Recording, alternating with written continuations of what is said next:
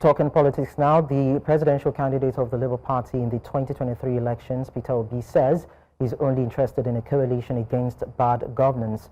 Obi spoke on Monday during a visit to Duke Akamisoko, Bishop of the Anglican Diocese of Kubwa in Abuja. Recently, talks on a coalition to wrest federal control from the All Progressives Congress have dominated mainstream political debates. Opposition politicians have also been holding a series of strategic meetings to actualize the plan. His comments come in the light of reports suggesting an alleged agreement with Atiku Abubakar, presidential candidate of the People's Democratic Party, to serve as his running mate in the next general elections.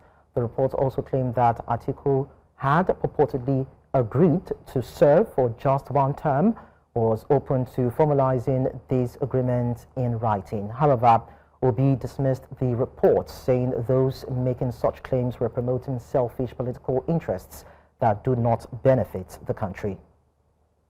For more on this, I'm joined by Taiwo Olapade, who is a publisher and current affairs analyst. Thank you so much for coming around. Thank you so much for having me. Now, I mean, do you see any success with this coalition in terms of the comparison with what we've seen in the conversations between Atiku and Peter Obi? Well, if you permit me, let me just quickly give a background. We remember that former President Muhammadu Buhari contested up to about 3-4 times before there was an alliance with the current president, Asiwaju Bola Ahmed Tinubu, which led to the formation of the All Progressive Congress in 2015.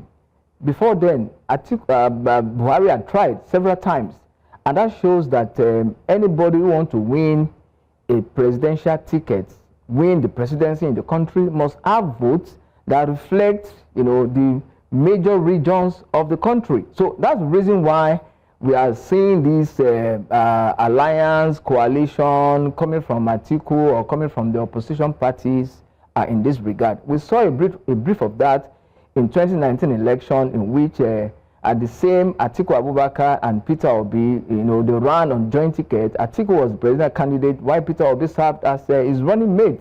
But unfortunately, what did we see in 2023 election?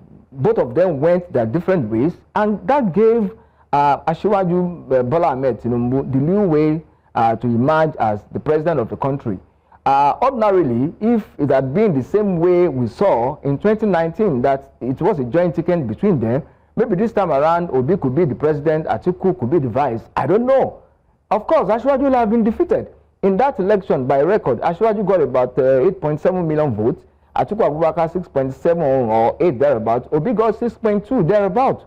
So if Atiku's and Obi's votes were together, if it was a joint ticket, Asiwaju Bola Ahmed Tinubu, I say categorically, would have been defeated in that election. But because they split the vote, Obi was a member of the PDP until that, before the 2023 election. So they split the votes among them. Even Rabi Kwankwaso was also of the PDP before he took the ticket of the new Nigerian People's Party. Yeah. So people believe, particularly the political analysts and watchers, believe that because they went their different ways was what gave Asiwaju the opportunity to emerge as president in 2023 elections. Okay, so now we're at a crossroad whereby we're looking at who should lead and who should follow. And some people have said that the political sagacity or influence that Atiku has waned over time. But then if you had to look at the political strengths of both candidates, I'm looking at Atiku and Peter Obi, who do you think should be taking the gauntlet if there's going to be a possibility of usurping the authority in power? That's a very serious question, because ordinarily I'm not a member of either of the political parties. We just look at the weights. But my estimate, sincerely, the popularity of former Vice President Alhaji Atiku Abubakar, with due respect, had dwindled, is really coming down, and that's the truth. And there are also people of the opinion that Atiku should also take the backside. She will also maybe not even contest the 2027 presidential election. But our constitution allows everyone. It doesn't say, of course, it said, I think from age 35 or 40 thereabouts, So we can also say because we are saying that he had run so many times. Of course, Buhari ran how many times before he eventually got the presidency in 2015. So we cannot ordinarily say that Atiku shouldn't run. But if you want to look at it truly, if indeed you want to buy into coalition, he should have also allowed somebody to run. And in that case, Obi's popularity, sincerely, from that outcome of the 2023 election is gaining ground. And that's why people are also of the opinion that Atiku should rather give support to Peter Obi in the run-up to the 2027 election. But you can also underrate, because if you want to contest presidency in Nigeria today, you must be loaded in terms of cash. So, and I don't know who among them can really match Atiku word for words, cash for cash, when it comes to electionary campaign in the country. Okay, well, we can't talk about cash, financial infrastructure, so to speak, but then we can also talk about this coalition. And you look at both parties. We're looking at the Labour Party enmeshed in crisis, leadership crisis. We're talking about the PDP also having its own skirmishes around the figures or the political icons within that party. How will these two heavyweights be able to merge their strength when even the platforms that they represent are not even solid in terms of internal strength and internal structures? Well, I remember what the Minister of Aviation and Aerospace, Mr. Festus Keyamo, said as regards coalition, that if indeed in the 2027 election, of course, Asiwaju Bola Ahmed Tinubu, the current president, has not even indicated interest to run. But we have seen the body language, and we have seen campaign, we have seen comments from political gladiators as regards we're endorsing Tinubu in 2027 and the likes. But if eventually this coalition they are talking about, it's the wall, did not work, let us forget about it. Asiwaju will have easy run if eventually it becomes the candidate of the APC come 2027. And because of the internal wranglings between the leading opposition, we know we need a viral opposition in our democracy, whether we like it or not. And that's why some people are also very pained that the way the opposition party are dwindling. You know how many members of the opposition party that have jumped ship to the really non-progressive Congress.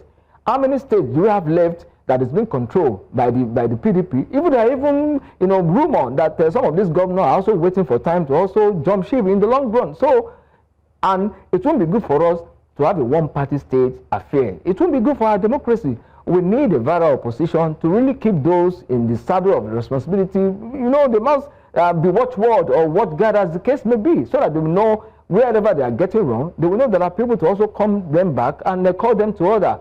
But this coalition, as it is now, I don't see it working because of the attitude or the idea of me, me, and me that is very commonly known with our politicians. Atiku is not staging, is not, the way, the body language, I don't think he's really ready to say, let me leave the state for Peter Obi or for any young Nigerian who are also credible. Let me give my support. Okay. I think he has made his mind that I want to try again come 2027. Okay, so we're in the era of political jumping ships. Okay. We are edging towards a one-party state, and we have a dark horse in the SDP that El Rufai is trying to, has tried to woo Atiku to come join that force, has spoken to Peter Obi. Do you think that dark horse could actually help the political climate change or traverse away from having a one-party state where we see APC taking the permanence or taking the role? If you see all these gladiators, these political gladiators, coming together with a common purpose, deciding to say, let me leave my ambition. Let us allow, maybe among ourselves, who we think is more qualified or who we think will be more acceptable to Nigerians. If they can do that, I'm telling you today, the APC will have, the APC will now have easy run come 2027. But the bottom line is, in the long run, by the time it gets to a point, this coalition, everybody, things will surely fall apart because of the selfish interest. We know our politicians that it will just want to be me and me. Ordinarily, if we have had, just like I said earlier, the similar joint ticket between Atiku and Obi, the way we saw it in 2019, if the same thing was repeated in 2023, maybe we would have been singing a new, maybe different tune entirely, you know. But because of the dichotomy of, or the disagreement as regard who should be the candidate and who should be the running mate, is the reason why all of them went their different ways and gave Ashwaju the room to win, you know, in that 2023 elections. Well, let's hope they can sort their differences before 2023. I doubt if they can really do. And I know you also know that they won't be able to solve it. I'm just in the middle. Taiwo Olapade, thank you so much for sharing your thoughts with us. Thank you so much for having me.